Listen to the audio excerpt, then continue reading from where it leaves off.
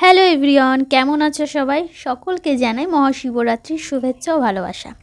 প্রতি বছর বাড়িতে মাটি দিয়ে আগে থেকে শিবলিঙ্গ তৈরি করে আমি, মা, বাড়ির আশেপাশের কয়েকজন মিলে করতাম পুজোটা। সারাটা দিন উপোস করে গঙ্গায় স্নান করতে যাওয়া, সবাই একসঙ্গে বেশ মজা ও আনন্দের সঙ্গেই করতাম পুজোটা। তো এবার যেহেতু মা পুজো করতে পারবে না আর একা হাতে গুছিয়ে সব কিছু করতে পারবো না, কষ্ট হয়ে যাবে, সেই কারণেই আর পুজোটা করবো নাই ঠিক করেছিলাম। আর গঙ্গায়ও যাব না। কিন্তু ওই যে আমার মুখে এক কথা আর কাজের বেলায় আর এক রকম। কিন্তু ওই যে ভোলা মহেশ্বর তিনি আর আমাকে ছাড়লো কই। গঙ্গায় আসতেই চোখ পড়ে গেল এই শিবলিঙ্গগুলোর দিকে, যেগুলো দেখলে প্রতি বছরই বাড়ি নিয়ে আসতে মন চায়।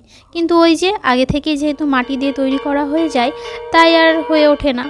তো আর কি, এবারে আর আমি ছাড়ছি না। দুজনে গঙ্গায় স্নান করে ওখানেই শিবের মাথায় জল ঢেলে ভোলা মহেশ্বরকে সঙ্গে করে নিয়ে চলে এলাম বাড়ি। তারপর আর কি, বাড়ি এসেই বরকে সঙ্গে করে নিয়ে শুরু করে দিলাম পুজোর তোড়জোড়। আর সত্যি বলতে কি জানো তো, আমার বর আমার জন্য একাই 100।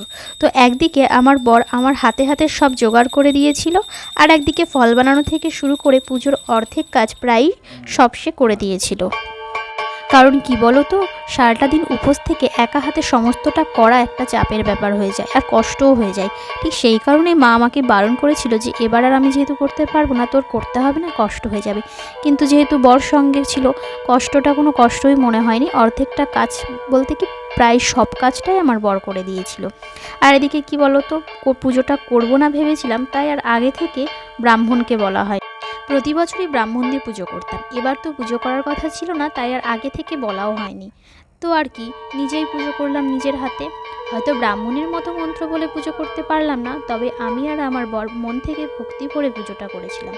আর আমাদের পুজোটা 8টার মধ্যেও কমপ্লিট হয়ে গেছিল। ব্যাস এইটুকুই। আর তোমরা কে কি শিবরাত্রিতে উপোস করে শিবের মাথায় জল ঢেলেছিলে? অবশ্যই কমেন্ট করে জানিও।